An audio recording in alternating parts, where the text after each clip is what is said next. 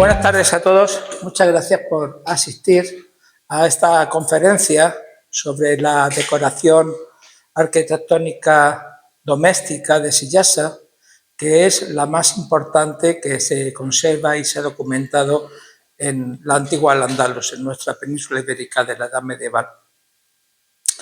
En eso se han ruido muchos factores para que ello sea así, que ahora les voy a explicar un poquito. Y esta conferencia se enmarca dentro de las jornadas europeas de arqueología que se celebran desde hace unos pocos años en buena parte de los países de Europa. La iniciativa surgió del Estado francés hace unos pocos años y poco a poco esta buena idea fue contagiándose a otros países de Europa Occidental. Las fechas, cuando los franceses la pusieron, tal vez no pensaron que eran unas fechas de mucho calor en buena parte de Europa como para poder hacer salidas al aire libre, que sería lo ideal. El año pasado estas jornadas las celebramos con una visita a la torre al torreón del muro de la antigua fortaleza bajo medieval de Cieza. Pasamos muchísimo calor. El único que estaba a la sombra era yo y todos los demás, más inteligentes que un servidor, estaban a la sombra. Pero bueno, pues yo he creído que debido a diversas circunstancias era mejor que un tema que he estado tratando en los últimos meses, tanto en Silves, en Portugal, como en Almería, en sendos y consecutivos congresos internacionales sobre el mundo andalusí, pues creo que era conveniente que recordara de nuevo ante ustedes el contenido de esta colección tan maravillosa que tenemos de decoración arquitectónica. Sillasa, como ustedes saben, fue despoblada de musulmanes en el año 1266. Sabemos por el Pacto de Alcaraz, o Tratado de Alcaraz, también llamado Capitulación de Alcaraz, que en 1243 el arraez o gobernador de Sillasa, un lugar en aquel momento señoreado sobre sí, es decir, un pequeño estado, taifa, independiente de cualquier otro, se rendía en cierta manera ante Castilla, en el castillo de esta población albaceteña de Alcaraz, representando a Fernando III, el rey de Castilla, su hijo, el infante Alfonso, que luego se convertiría en Alfonso X el Sabio. En aquel momento, pues, Sillasa era un lugar del que se sabía muy poco por las fuentes árabes, tan solo nombrada en 3 ocasiones, y por las fuentes cristianas en la Crónica General de España, referido a este año, en 1243, la primera vez que se le nombra. Va a ser a partir de ese momento ocupado el castillo, la alcazaba, por las tropas castellanas, igual que el de resto de alcazabas musulmanas de Murcia, y la vida va a seguir poco más o menos igual en el resto del poblado, en las laderas del Monte del Castillo, donde unas 750 viviendas de unas 750 familias vivían en los últimos siglos desde que había empezado a fundarse el lugar en el siglo XI con cierta importancia. Lo curioso de este lugar es que el hecho de que la población musulmana fuera expulsada en 1266 por Jaime I de Aragón en ayuda de su yerno Alfonso X en la conquista de Murcia tras la rebelión mudéjar de 1264, lo curioso es que aquí a los musulmanes no se les permitió ni siquiera irse a vivir fuera de las murallas de la ciudad, y eso exactamente sabemos que también había pasado en Lorca porque la población se había resistido a esa conquista tras la rebelión mudéjar.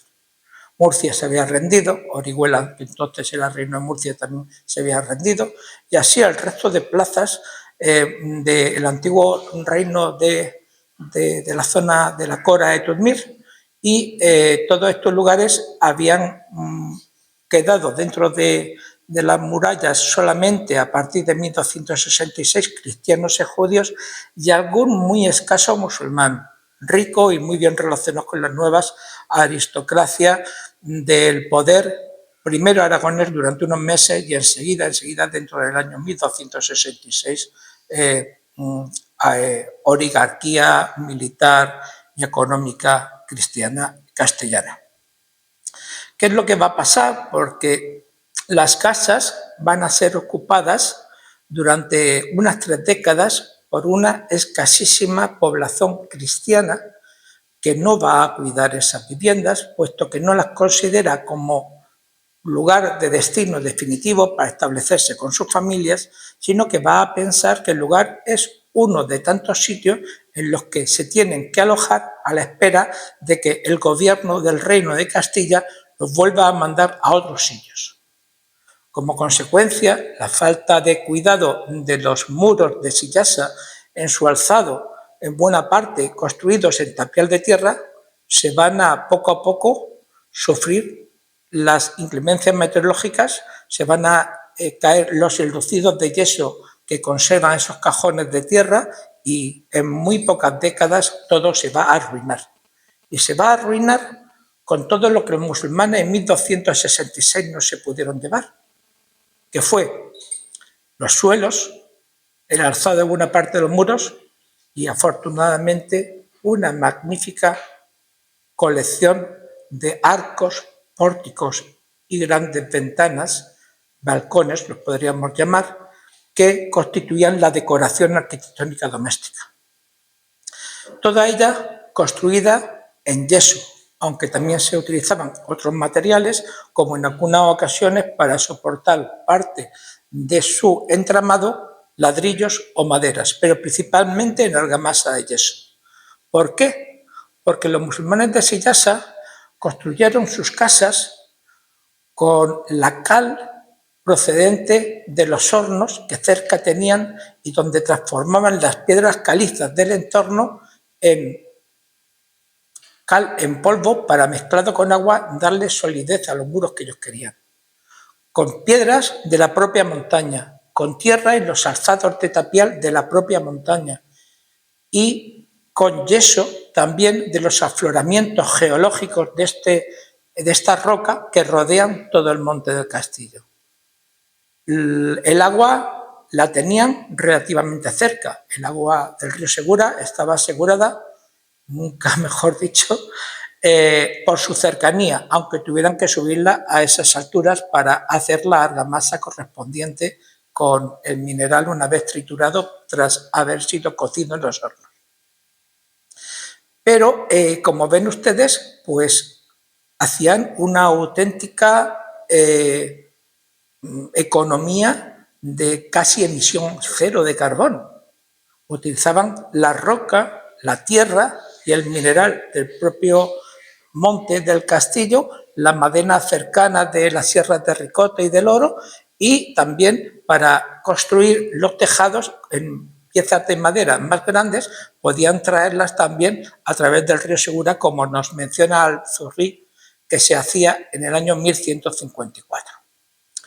Bueno, teniendo en cuenta que tenían todo este material para poder hacer esta decoración arquitectónica, se creó una escuela de alarifes en Cieza que durante más de 2 siglos estuvo construyendo distintos modelos, a veces de producción propia y a veces inspirados en modelos palaciales de otros lugares, modelos que llegaban en forma de dibujos en papel o en tela, pues por las vías naturales y vías antiguas romanas que cruzaban nuestro territorio, como la vía Cartagonova con Plutum, que atravesaba desde Cartagena actual hasta la actual Alcalá de Henares y que fue también vía de paso durante la Edad Media musulmana y más tarde cristiana.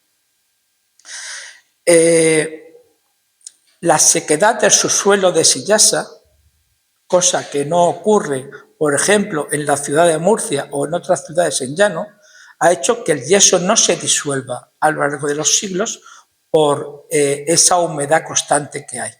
Y salvo algunos deterioros normales producidos por el hundimiento de estas viviendas y también por la exposición al agua de lluvia de algunos fragmentos de estos arcos, los arcos en general se conservan bastante bien. Proceden casi todos de las excavaciones de los años 80 y lamentablemente se recogían en aquel entonces solo y casi exclusivamente las partes más decoradas de los arcos y no las partes también importantes del resto de los mismos. La pieza que conocemos más entre la ciudadanía de Cieza y entre nuestros visitantes es la del pórtico que acabo de enseñar en la diapositiva anterior, que es este pórtico de la casa número 10, que mide 4,20 metros de altura y que tenía espacio dividido en dos alturas, en dos plantas. En la parte inferior había dos pilares con ménsulas que hacían una decoración muy simple del vano central.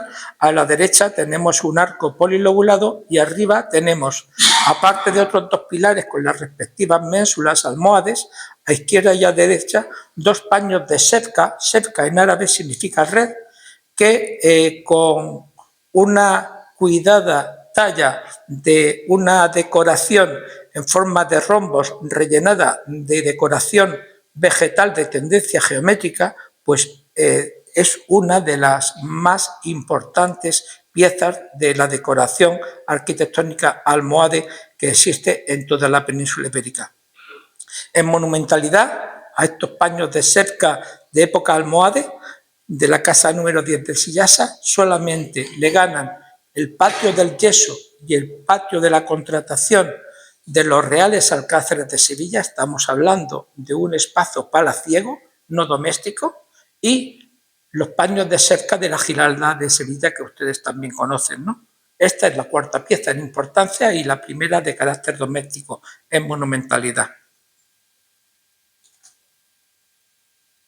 Pero vayamos al origen, a la época más antigua de la decoración arquitectónica en Sillasa, y es la de estilo almorávide. Y digo estilo y no digo que sea almorávide solamente por lo siguiente. Esta tribu bereber, que creó un imperio en el norte de África, que llegó desde Marruecos hasta Túnez y al sur hasta el propio Senegal, creó un propio estilo decorativo arquitectónico sin despreciar totalmente el resto de artes anteriores, incluido el califal y el de los primeros taifas que se realizaron en Al-Ándalus. El arte almorávide es muy escaso en la península ibérica. Lo que podemos encontrar, por ejemplo, con cierta relevancia, son fragmentos de ménsulas, de arcos y de paños de shebka encontrados en Silves, en Portugal, pero son de un palacio del gobernador de Silves. Sin embargo, pues en el resto de la península tenemos algunos fragmentos y no en su ubicación original, sino reutilizados en construcciones posteriores, en ocasiones como borde de una tumba en el Valle del Vinalopó y en Elda en particular. Así que estas piezas de este tamaño son de auténtica importancia. Y como pueden ver, tanto en esta pieza como en las siguientes, no se nos conservan demasiado completas. ¿Por qué? Pues ni más ni menos que porque conforme iba pasando el tiempo, estos arcos iban degradándose, iban pasándose de moda y los pobladores posteriores de época almohade y de la época posterior a los almohades, que también se ha llamado protonazarí, a partir de 1228 y hasta 1266, crearon otro estilo y cuando en una casa se hacían reformas, la decoración antigua en general se amortizaba reutilizándola en el interior de muros nuevos que se construían, mientras que la decoración nueva de época posterior al almohade protonazarí sustituía los espacios de comunicación entre las distintas salas de Sillasa.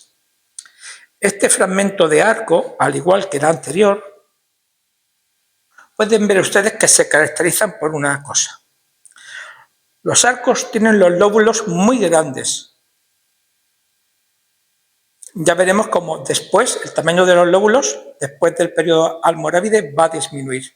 Las albanegas, es decir, los dos triángulos que flanquean el centro del arco, que son los dos triángulos que entre la arrabá o alfiz, el borde del arco y el interior, el intrador del propio arco se establece, suelen estar decorados.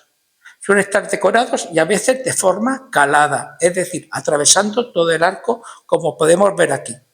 Y también en el dibujo lo pueden ver mucho mejor que en la fotografía, aunque creo que en la fotografía también lo pueden ver bien. Otro elemento abundante en este tipo de decoración es la existencia en la arrabá o alfiz de cordones. ¿Lo ven ustedes aquí? Pues estas son características que nos permiten, junto con los grandes lóbulos y la decoración de las albanegas, a veces con estrellas, o perdón, en este caso flores de 6 pétalos, el poder reconocer este arte almorávide, que ya les digo que si quieren ver algo importante, bien conservado, se tienen que ir a Argelia, se tienen que ir a Marruecos o se tienen que ir a Ceuta, donde restos de mezquitas de época almorávide se conservan, pero de ámbito doméstico, ni en el norte de África, ni en el resto del Andalus prácticamente hay nada fuera de Sillasa. Fíjense ustedes también como aquí los lóbulos son de gran tamaño y como de nuevo en la arrabá o alfiz volvemos a ver estos cordones que decoran estos arcos de forma aparentemente tosca, en proporción a esa calidad excepcional que vamos a ver en los arcos a partir de época almohade, pero que estamos hablando de que son los primeros alarifes, los primeros maestros albañiles que van a hacer esto y que estamos en un ambiente rural, en un ambiente además doméstico, que no estamos hablando de lugares paraciales. Otro arco almorávide que, como pueden ver ustedes, ya los lóbulos son tan grandes que tan solo tenía 3. Los pueden ver en el dibujo reconstructivo y también en las albanegas tenían decoración en forma de rosetones. Es una pieza muy bonita, conserva policromía en negro y en amarillo y pueden ver también como aquí se puede ver el cordón del que antes hablábamos que suele decorar estas piezas. A la derecha lo pueden ver incluso un poco mejor en una ampliación de la imagen de la izquierda. ¿Por qué se conserva tan poco de este arco? Que es todavía menos que los arcos anteriores, por lo que le he dicho. Porque se habían pasado de moda, porque se habían degradado. De vez en cuando por aquí saben ustedes que se producen terremotos, que se producen, por lo tanto, grietas en las estructuras de todo tipo, y en unas piezas como estas, construidas en yeso, pues más todavía.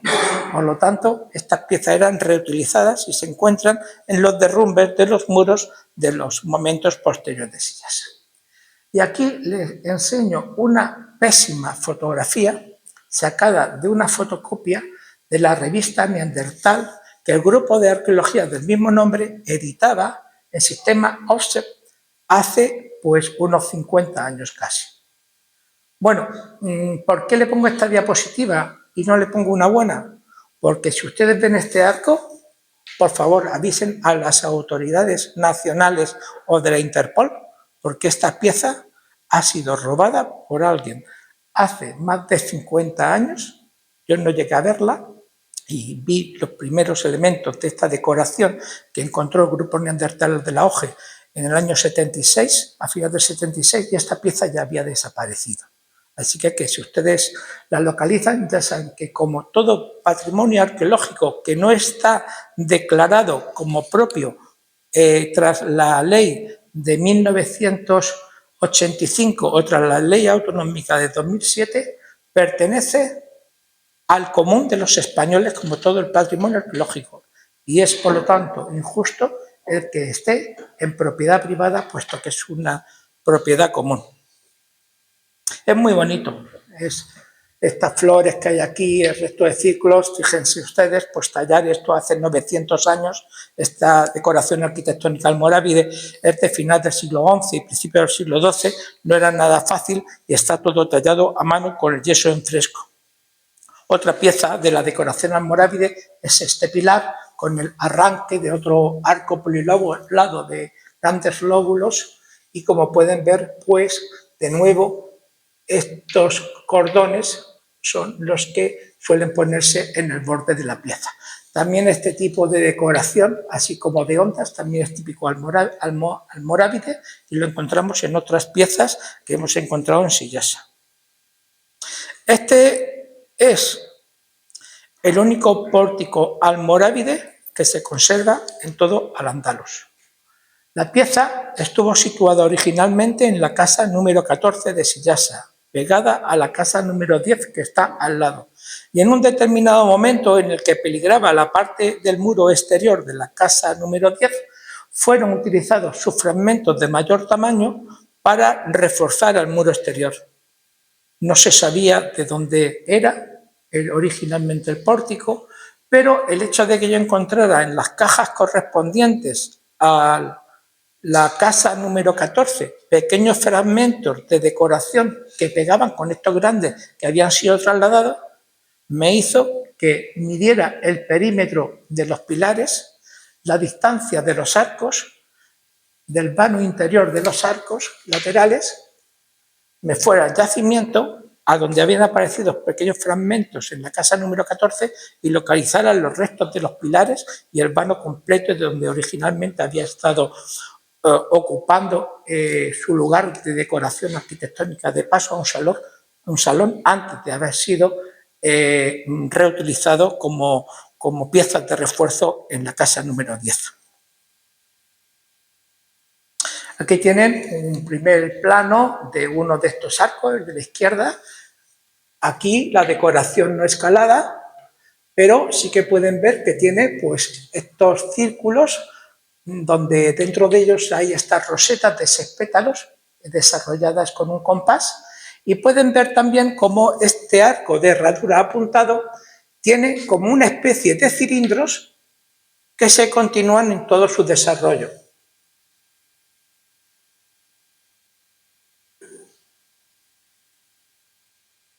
Estos cilindros que también vamos a ver en las ménsulas o modillones que estaban en el vano central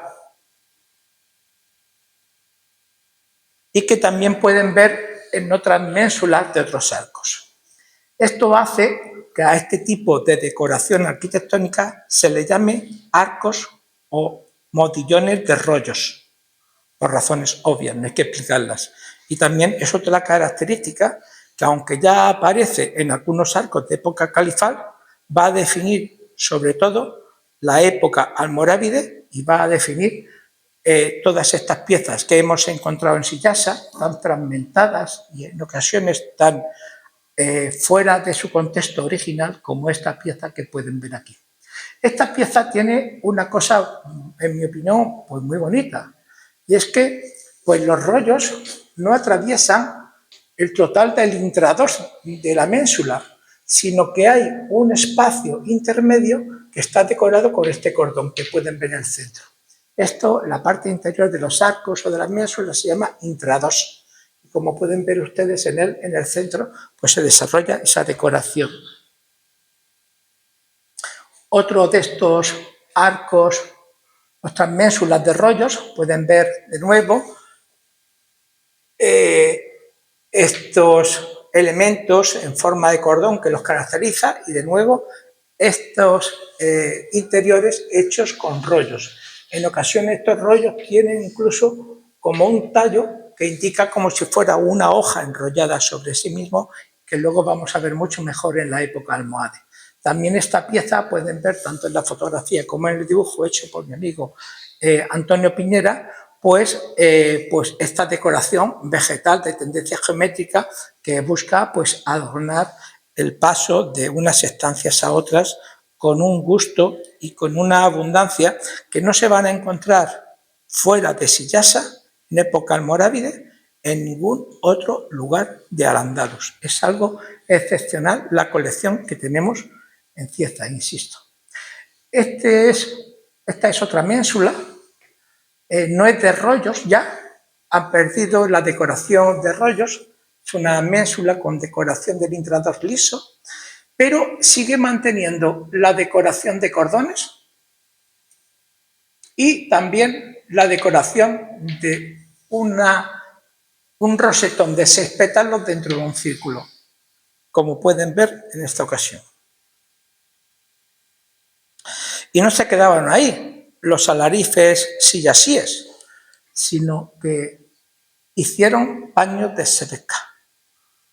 Y lamentablemente, y por razones obvias del tiempo transcurrido entre su creación, utilización y uso final, pues solamente tenemos fragmentos de los mismos. Pero tenemos una colección de fragmentos que indican, con estas palmetas digitadas y con otro tipo de decoraciones vegetales, la gran maestría de estos alarifes.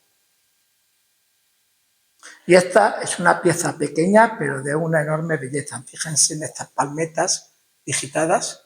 Está muy deteriorado porque esta pieza estuvo expuesta al agua de lluvia durante un tiempo antes de que quedara enterrada y, claro, la lluvia pues lo degradó, pero es una pieza también de un ataurique, de un paño de seca de excelente calidad. Y volvamos al mundo almohade.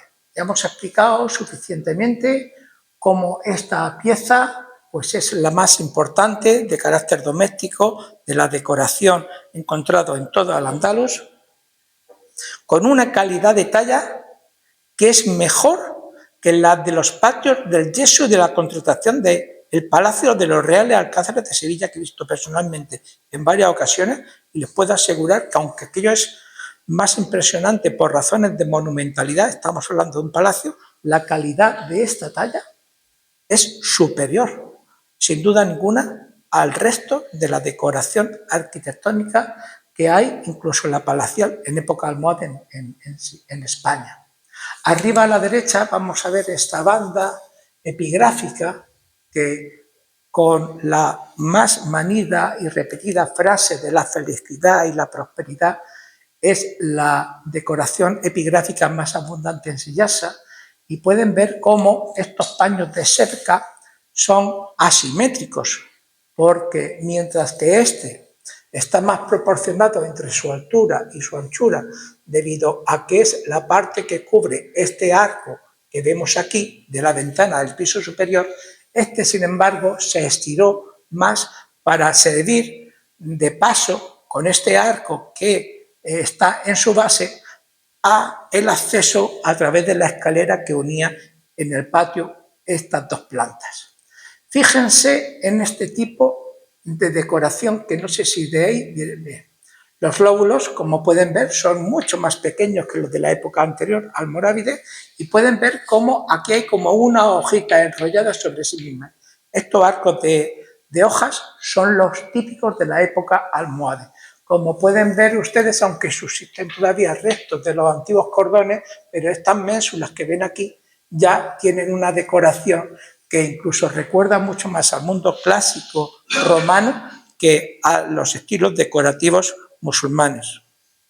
Son otras vistas de esta casa número 10, con el ajimez o ventana doble de esta habitación de la parte superior y la iluminación de la alacena reproducida en esta vivienda, y este arco, también almohade, solamente conservado en parte de su decoración y no en el resto, pues es el arco de alcoba que separaba el espacio destinado al descanso del resto del salón. A esta casa, este salón se entraba por un arco geminado de una decoración arquitectónica muy pobre. Otras imágenes que además ustedes pueden ver con más dificultad porque por razones de seguridad no permitimos que la gente suba al piso superior, ya que las escaleras las hemos reproducido al tamaño real y sería un peligro. Y aquí podemos ver una vista muy parecida a los que los habitantes de esta casa hace 800 años podían ver del resto del espacio.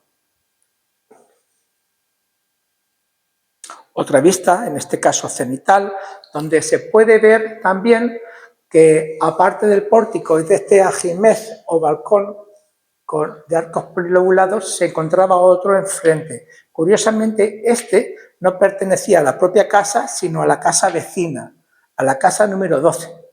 Y les voy a decir una cosa, se puede ver en planta de las tres casas que las casas 10 12 y 14 fueron originalmente una sola vivienda y que fue dividida posiblemente tras la muerte del dueño en tres partes. Una que ocupaba aproximadamente el 50% de la vivienda original, que fue la casa número 10, y dos que ocupaban respectivamente los otros 25% de la vivienda, las casas 12 y 14. Y la casa número 12 asomaba con esta ventana al interior del patio.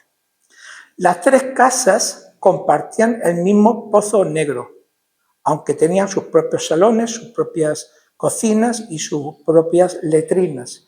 Y todo ello nos indica que debió ser la partición que se hizo por la herencia del dueño original en tres hijos, un varón y dos hembras. Y dirán ustedes, ¿y de dónde se han sacado eso? ¿Qué imaginación tienen los arqueólogos? Pues sí, tenemos un poquito de imaginación, pero también tenemos lógica.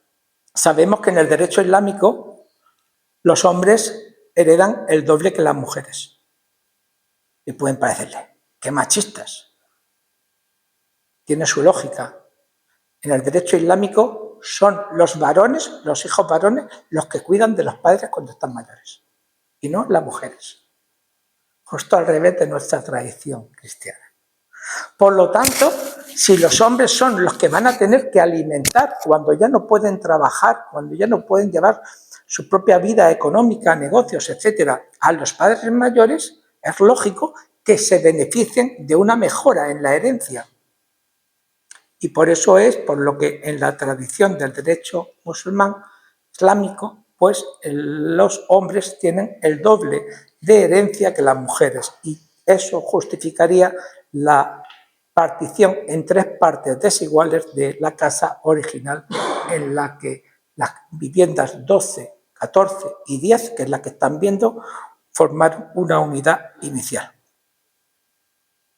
Y además, que la hermana pudiera asomarse al patio de la casa del hermano es más lógico que si hubiese sido al revés, ¿verdad? Porque si hubiese sido un hermano, pues podía ver a la mujer, a la cuñada. Bueno, volvamos a la decoración arquitectónica. Aquí tenemos esta preciosa pieza recientemente restaurada por Pedro Sánchez, con un taller de empleo en los últimos meses. Hace un mes y poco él nos regaló una estupenda conferencia sobre los arcos que recientemente ha restaurado, donde podemos ver este arco de alcoba que, pese a su gran dimensión, tiene casi 2 metros de vano, pues los lóbulos son muy pequeñitos. ¿Lo pueden ver? Son polilobulados porque son muchos lóbulos, y la Rabat Alcid tiene esta decoración epigráfica donde se repite continuamente esta frase que hemos mencionado antes de la felicidad y la prosperidad, intentando que estas dos bendiciones recaigan sobre los habitantes de la casa. Otro arco de alcoba almohade, también con la misma decoración, nada más que aquí empiezan a haber algunas innovaciones que no han sido detectadas en el resto del Al-Ándalus. Y es que, aparte de la Rabat, en la banda epigráfica sigue el polilobulado del propio arco. Se conserva muy bien en toda esta parte de aquí, mientras que aquí, una parte en la que estuvo expuesta cuando se hundió la casa al aire libre y a la lluvia, se ha disuelto y se ha perdido, pero se conserva lo suficiente como para saber que esta decoración epigráfica, siguiendo el polilobulado, era pues completa en todo el arco. Fíjense cómo los arcos de hoja están empezando a dar lugar a unos arcos que tienen como unos picos. Son los que se llaman arcos sangrelados, que van a surgir en los últimos momentos de la decoración arquitectónica almohade, que se van a convertir en muy frecuentes a partir de la época posterior, de la época protonazarí. Este arco conserva, aunque muy poco, parte de la policromía que le fue aplicada en rojo y en azul, y creemos que se debió de aplicar después de la época almohade, porque toda la decoración arquitectónica almohade que hemos encontrado está sin pintar por la austeridad y el rigor decorativo que les gusta a estos bereberes norteafricanos, que habían desbancado al Imperio almorávide en lo que fue el norte del Magreb y que luego pues, se vinieron para acá. A partir de 1228 se va a producir un suceso extraordinario muy cerca de nosotros. El Imperio almohade, a partir de su derrota en la batalla de las Navas de Tolosa en 1212, estaba herido de muerte, pero hacía falta que alguien le diera el toque final. Y fue un habitante de Murcia llamado Ibn Hud el que en el año 1228, sabiendo que en el Valle de Ricote tenía muchos adeptos, se vino hasta el castillo de los Peñascales, muy cerca del río Segura, pero dentro del término de Ricote, y allí, según la leyenda que se ha transmitido durante más de 8 siglos, pues bajo una olivera gorda, recuerdan ustedes la olivera gorda de Ricote, una olivera centenaria, se rebeló contra los almohades. Se proclamó a sí mismo emir de los creyentes de Al-Ándalus y rápidamente fue reconocido por un montón de gobernadores o arraeces de muchas ciudades españolas y en tan solo un par de años echó a los almohades de toda la península ibérica, convirtiéndose de nuevo España en un país en la parte andalusí con un régimen propio y con unos estilos decorativos propios, no influenciados ya por los del norte de África. Va a ser cuando surjan estos arcos polilobulados con angrelados, policromados en rojo, en azul, en distintas maneras, y va a ser a partir de la expulsión de los almohades, a partir del año 1228, cuando este emir de todo Al-Ándalus, el último rey musulmán de todo Al-Ándalus, va a favorecer esta nueva decoración que pueden ustedes ver de forma monumental, por ejemplo, en el Palacio de Santa Clara la Real, que es donde estaba su alcázar menor, en Murcia. Pueden ver también en el Museo Arqueológico Nacional, donde se conservan los fragmentos de grandes arcos palaciales que estaban en el Castillejo de Monteagudo, que fueron llevados allí en el siglo XIX, y pueden verlos en Sillasa, con estos balcones tan fabulosos, polilobulados, policromados, que nos permiten meter el paisaje de la huerta y de los montes de Sillasa dentro del propio museo. En la parte superior de este salón de la casa número 6 se encontraba esta banda epigráfica, de nuevo siempre con la frase la felicidad y la prosperidad, de la que se nos han conservado bastantes fragmentos pintados en rojo y en azul. El arco de acceso al salón de invierno, el otro era el del salón de verano, lo tenemos en la misma vivienda con este mismo estilo arquitectónico y era más bajito porque en la parte superior se habían establecido estas dos celosías para que el humo de los braseros que calentaban a los habitantes en invierno de esta casa de Sillasa pudiera salir por este lugar sin intoxicar a los usuarios de este salón.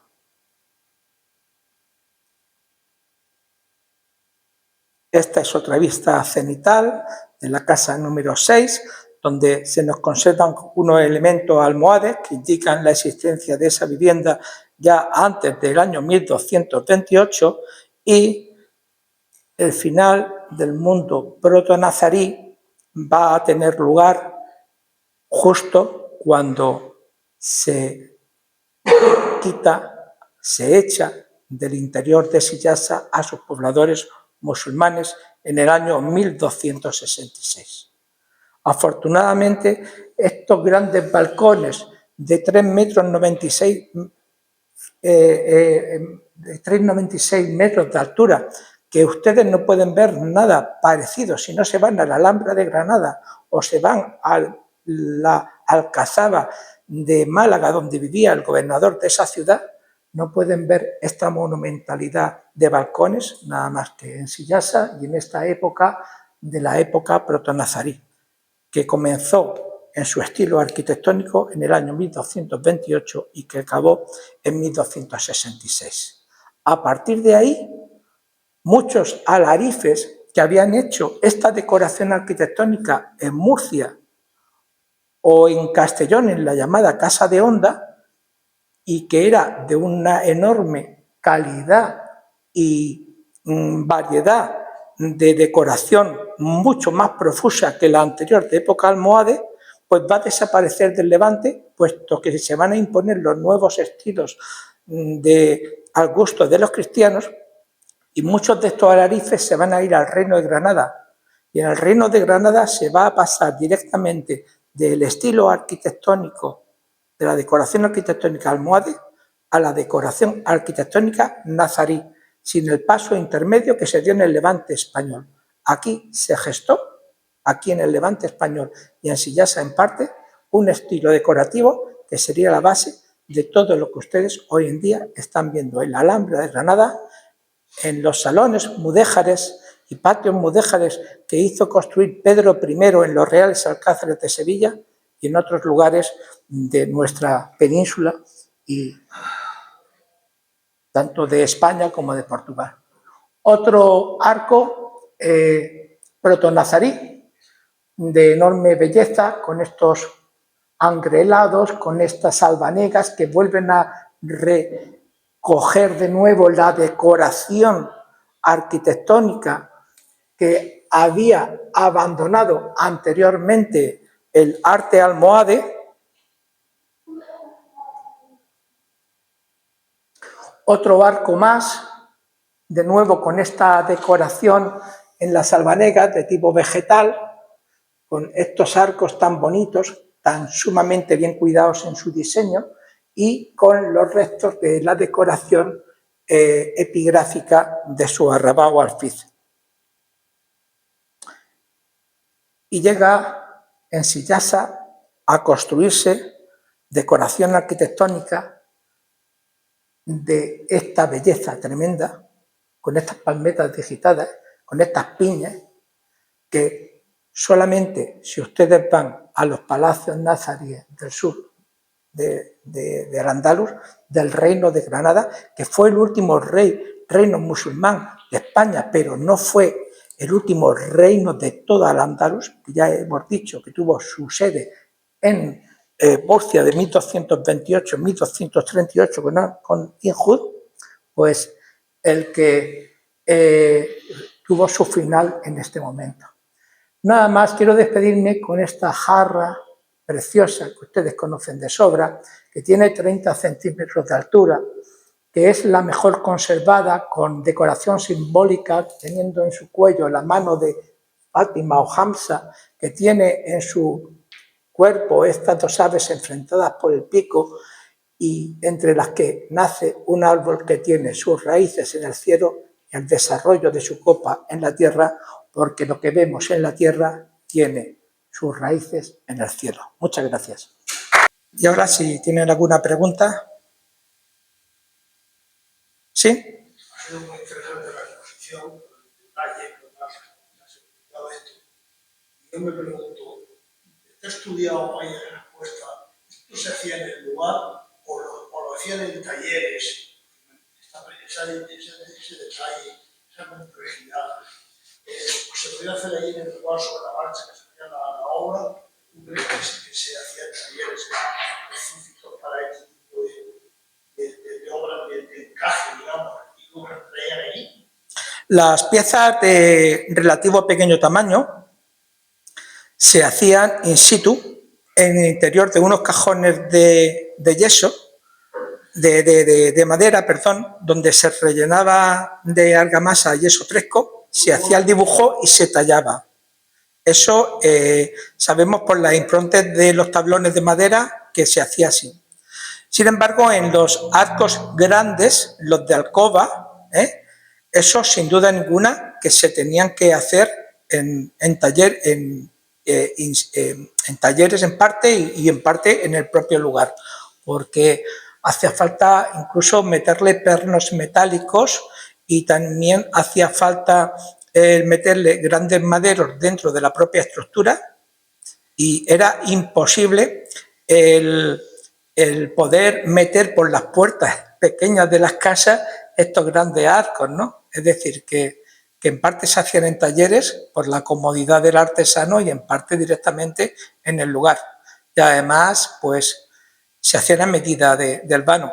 En algunas ocasiones hemos observado que se ve que se habían encaprichado un arco y se quedaba más estrecho que la puerta y entonces rellenaban el borde de la puerta con una especie de pilar adosado para que le encajara el nuevo arco, ¿no?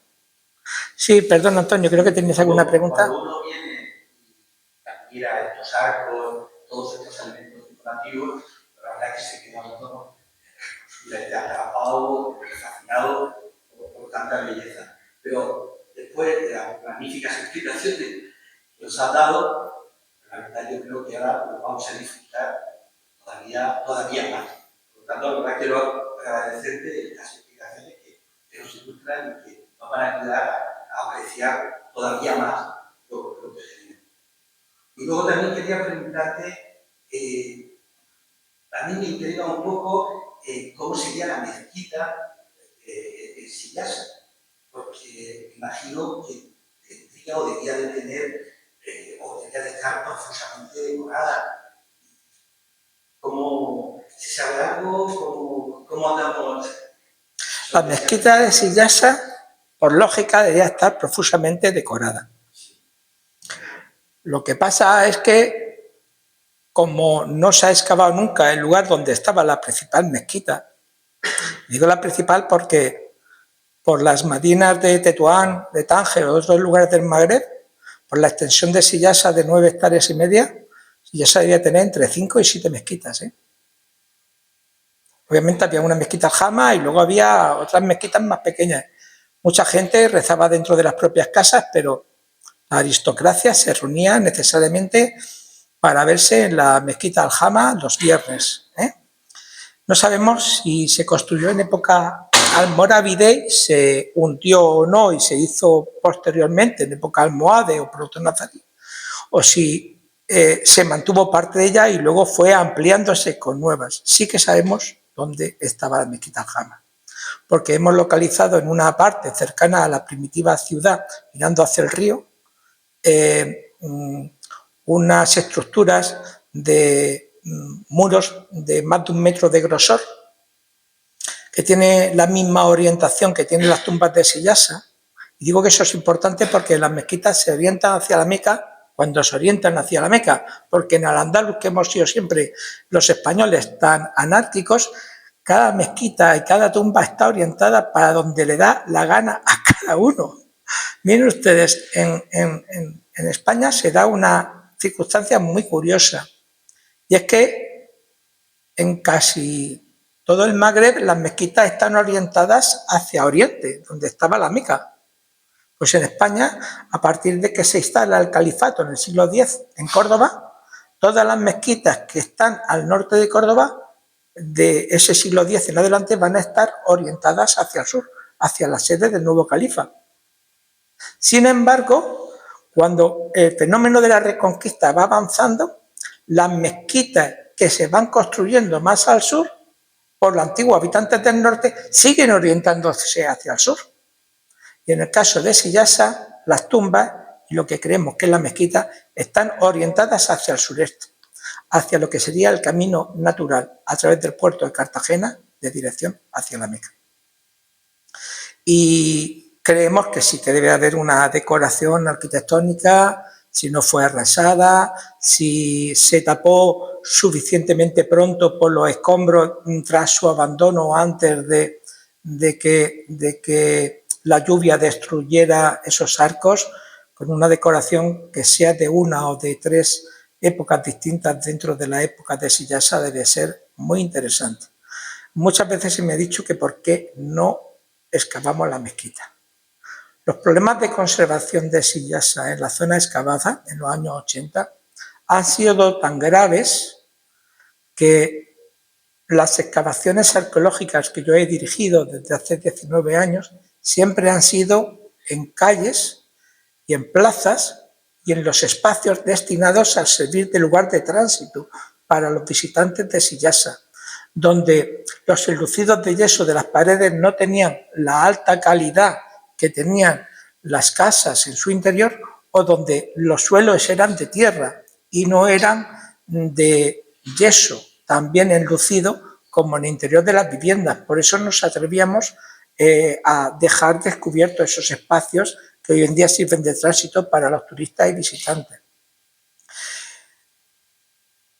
Hasta que Sillasa no tenga medios suficientes para un proyecto que incluya la protección con una cubierta de la zona de la mezquita antes de su excavación, yo particularmente no voy a pedir un permiso de excavación para dejar al descubierto una joya de Sillasa.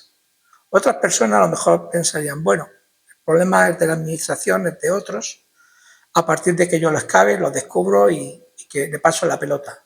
Pero en mi experiencia, después de todos estos años, es que una joya como la que debe ser esa, yo no voy a dejarla a la intemperie de los elementos y de las personas si no se hace una cubierta y también una valla perimetral que evite las acciones de vandalismo, que afortunadamente en Sillasa, en nuestros yacimientos arqueológicos, cada vez son menos.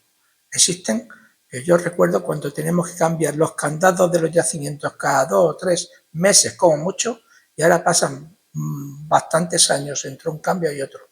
Eso da idea de que la existencia de este museo en los últimos 26 años y la existencia del Museo Municipal de Arqueología anterior desde hace 38 años, yo creo que ha sido la base de una educación de buena parte de la ciudadanía en que este patrimonio es un legado común de todos nosotros y que es una barbaridad destruirlo, atentar contra él, y esa educación que hemos intentado con la ayuda de profesores como los de Cieza y de otros lugares que nos han visitado con sus alumnos, pues conseguir que sea apreciado por el resto de la ciudadanía y por aquellas personas que a lo mejor, si han llegado a hacer actos vandálicos en el pasado, hoy en día están avergonzados y no lo reconocerían. Vamos con todas las salvedades posibles que se puedan decir por buen camino. Creo que los museos municipales y el esfuerzo de las administraciones públicas locales de Cieza durante más de 38 años con estos 2 sucesivos museos evidencia pues que vale la pena para conservar nuestro patrimonio crear estos lugares que son bancos de cultura y que se llaman museos. ¿Sí, Jesús? Sillasa es una ciudad, por así decirlo, exclusivamente islámica, pero el elemento que tenéis en la segunda, que es un sello de Salomón, si no me equivoco, ese sello de Salomón no podría acreditar hipotéticamente, porque arqueológicamente es muy difícil demostrarlo, que hubiese algún tipo de población judía en lo que es la ciudad musulmana de Al-Ándalus, porque claro, en la Edad Media, judíos y musulmanes pues, se llevan relativamente bien con respecto a los cristianos, ¿no? Entonces, yo pregunto que también aprovecho que quiero preguntar a qué pertenecía, si se sabe que pertenecía ese sello de Salomón, a qué conocimiento arqueológico, y preguntaba si se puede darme una posibilidad o una hipótesis de que hubiese una mínima población judía en aquella época. Los judíos, tanto en las ciudades andalusíes como en las ciudades cristianas, tanto de Castilla, Aragón, Navarra, etcétera, están prácticamente presentes durante toda la Edad Media. Tienen no la exclusividad, pero casi la exclusividad de algunos oficios. Y, por ejemplo, el cobro de impuestos lo hacían ellos, porque era considerado como un trabajo indigno que nadie quería hacer y los judíos pues no tenían ese tabú moral de hacerlo y por eso en parte eran tan odiados, porque eran los que cobraban los impuestos. No sabemos si en Sillasa había judíos o no, ni en la época musulmana ni en la posterior ocupación cristiana del Monte del Castillo. Ni siquiera tenemos constancia de la existencia de ningún judío aquí en la villa de Cieza durante los siglos XIV y XV hasta su expulsión en 1492. Ese sello de Salomón, más conocido por el público en general como Estrella de David, esa estrella de 6 puntas, es un elemento que comparten judíos, cristianos y musulmanes en la decoración arquitectónica, en todo tipo de elementos, como por ejemplo la existencia en Sillasa de placas de yeso con espejos que solían tener la mano de Fátima y que en alguna ocasión como esa que tú conoces, que tú mencionas, eres una estrella de David o sello de Salmón. Esta existencia compartida de ese elemento como elemento religioso y simbólico de las tres culturas medievales nos impide, por el hallazgo de una pieza en particular, pensar que era judía. No hay más elementos de ningún tipo de simbología judía en Sillasa. Es más, estas estrellas de David se estuvieron utilizando en el Islam con mucha profusión y frecuencia hasta finales del siglo XIX y principios del siglo XX. Las primeras monedas del Reino de Marruecos de finales del siglo XIX y principios del XX llevaban todos en una cara una estrella de David. Y la primitiva bandera de Marruecos llevaba también una estrella de David. Fue a partir de la aparición del movimiento sionista de la creación del Estado de Israel y tomar como símbolo la estrella de David como símbolo del sionismo, no del pueblo de Israel, de los judíos, que es la menorá o candelabro, es esa estrella de David la que va a ser odiada por, sobre todo, los musulmanes del siglo XX, desde casi su comienzo hasta hoy, y que por lo tanto va a desaparecer de toda la simbología de ellos. Las monedas de hoy en día, cuando tienen representación de una estrella o la bandera de Marruecos, son de 5 puntos y las antiguas eran de 6. Ya les voy a contar una cosa muy curiosa. La estrella de David más grande que conozco en el mundo es la del rosetón principal de la Catedral de Mallorca, que tiene 22 metros de diámetro. Y dése cuenta en la cantidad de rosetones con estrellas de David, difícilmente a veces identificables por la cantidad de decoración vegetal que las acompaña, que hay en las iglesias góticas, e incluso en las de época anterior. Es decir, que por una estrella de David no podemos pensar que aquí hubiera judíos. Que los hubiera, tal vez, pero no hemos encontrado ninguna de las otras cosas típicas del mundo judío que pueden encontrarse en la sinagoga de Lorca o en la judería de Murcia, que también se han encontrado cosas. Lo que en el caso de encontrarse debe ser una amplia o una menorá, no hay duda, o sea. No habría duda, exacto, no habría duda, pero no sé si algún día quedan 730 casas por excavar. O sea que podemos tener cualquier sorpresa, ¿no? Bueno, quiero que sepan ustedes una cosa que no quiero que se me olvide. Aparte de los 50 arcos restaurados que aproximadamente hay en el museo, 50 arcos, pórticos y balcones, tenemos en nuestros fondos 150 arcos más de las 19 casas excavadas por restaurar. La desaparición de las subvenciones que recibíamos los museos municipales hasta el año 2009 para restaurar y para otras acciones, pues ha hecho que corran desde entonces hasta hoy en manos municipales solo y exclusivamente en los medios para seguir esas restauraciones que vamos haciendo muy poquito a poquito conforme se van haciendo, conforme se va pudiendo, y en los últimos meses se ha mejorado la restauración de 4 de los arcos de Sillasa. Por allí al fondo había una pregunta a un señor que todavía no ha preguntado. Sí, quería preguntarle, ¿hay alguna constancia de cómo eran los suelos y los suelos? ¿Tienes alguna constancia al respecto? Los suelos, cuando se excavaron, donde no habían sido rotos por el derrumbe de las casas o por las raíces de las plantas, se encontraban con una calidad de enlucido como si los hubiesen enlucido igual que las paredes para enterrarlos. No podemos imaginarnos, viendo hoy en día la imagen de Sillasa, como era recién hechas las excavaciones en los años 80, hasta el punto de que hasta con gafas de sol deslumbraba tanto en los enlucidos que molestaba, ¿no?, para poder ver. Y en cuanto a los techos hay una cosa muy curiosa, y es la gran abundancia de placas de yeso con improntas de caña. Eso indica lo que ustedes saben en la construcción tradicional murciana, la existencia de unos enlucidos de yeso con las cañas.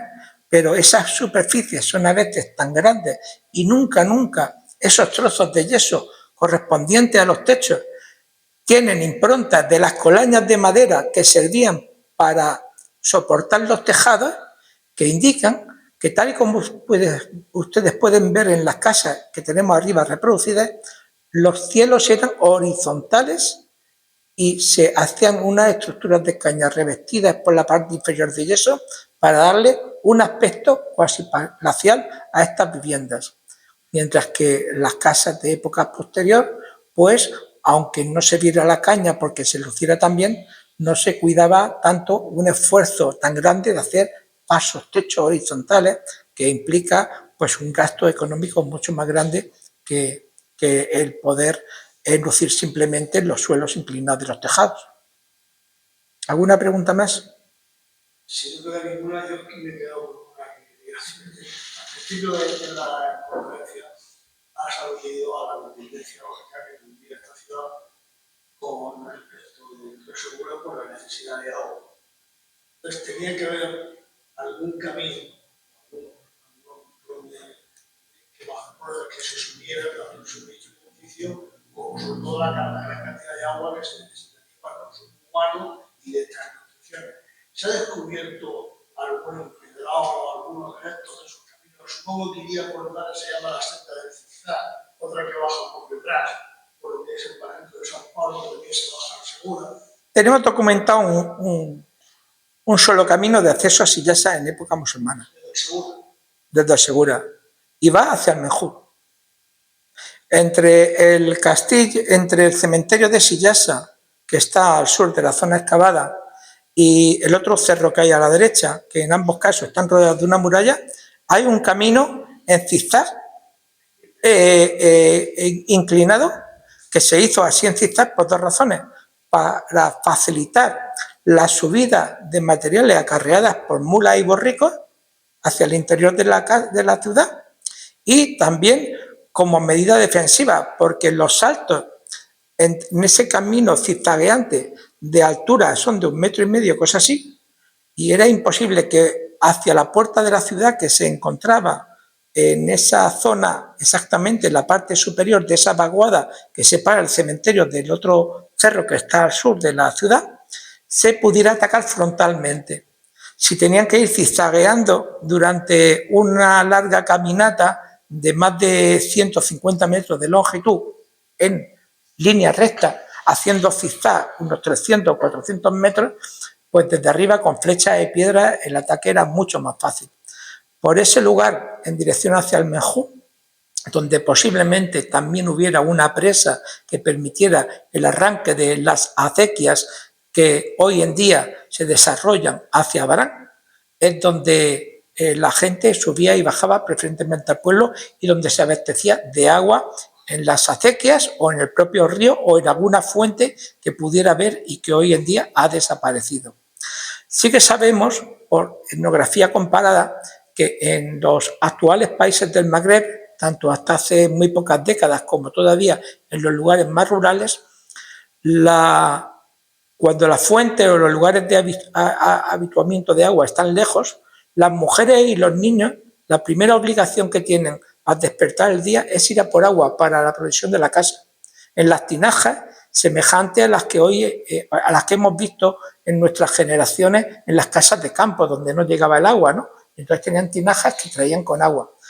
Las personas que tenían poder económico y que se demuestra en sus viviendas por su superficie, su rica decoración arquitectónica, como para poder pagar los servicios de un aguador, pues le pagaban al aguador para que trajera el agua. Todavía hay fotografías de Cieza de hace tan solo 100 años en las que se ve la existencia de aguadores, por ejemplo, en la plaza de San Bartolomé. Es decir, que esas prácticas de aguadores han subsistido hasta hoy en día cuando no había pues agua suficiente a corta distancia para poder tener. Los únicos aljibes que hemos encontrado en Sillasa, los únicos son los que están arriba en el castillo, que se llaman popularmente los baños de la reina, como también el salto de la novia, etcétera, porque como todo el mundo sabemos, la sultana tenía la manía de bañarse en una bañera gigantesca en leche de burra, y por lo tanto pues tenía que haber los baños de la reina, ¿no? que luego han resultado ser aljibes siempre que se han excavado. Los castillos tenían que tener siempre un recurso de agua abundante, no solamente por las propias necesidades inmediatas, sino pensando en la posibilidad de un asedio que durara semanas o meses y pudieran aguantar esos asedios gracias a esas reservas de agua, aparte de los alimentos. Pero con poco alimento se puede vivir, pero con poca agua no. ¿Alguna pregunta más? Sí, sin duda. Sí, tenía que haberlo por fuerza. Sí. Sí, no, las piedras pues se han podido reutilizar en el abancaramiento que hay en las zonas del entorno para plantar oliveras, pero todavía está, las grandes piedras no las movieron y todavía, a pesar de la vegetación, se puede ver ese camino zigzagueante. Y además yo, buscando ese camino, encontré la jamba de una de las puertas de la ciudad, allá arriba en esa zona. Está muy deteriorado porque lleva recibiendo agua 800, 900 años, pero está todavía la jamba de la puerta principal. Se entra por un cañaveral, desde abajo del río, sí. Se entra por un cañaveral, sí. cubierto, luego se puede ir por un camino deslizado que se aprecia, se empedrado con las contenciones del camino. Iban hacia el mejor, pero también podían ir a la fuente del Paraíso, que hay una fuente en un barranquete, en el barranco Oyarza, que está al sur de la zona excavada.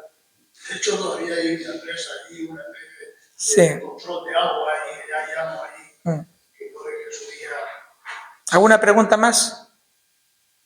Pues nada, muchas gracias por venir a oírme hablar de esta joya que es común, que es de ustedes y que es nuestra, que tenemos un legítimo orgullo de tenerla aquí y también una enorme responsabilidad de conservación, de exposición y de seguir acrecentando su difusión democrática, no solamente aquí y en las conferencias que he estado dando en distintos lugares de España, incluso también en Buenos Aires hace 24 años, y a través de internet, etcétera, etcétera, sino que ojalá que el resto de las administraciones que por ley son las responsables de la custodia y conservación de nuestro patrimonio ayuden a los ayuntamientos tan volcados como el de Cieza desde hace 39 años en la conservación, exposición y disfrute cultural de todo nuestro público, de casi medio millón de visitantes desde Australia, Nueva Zelanda hasta Canadá,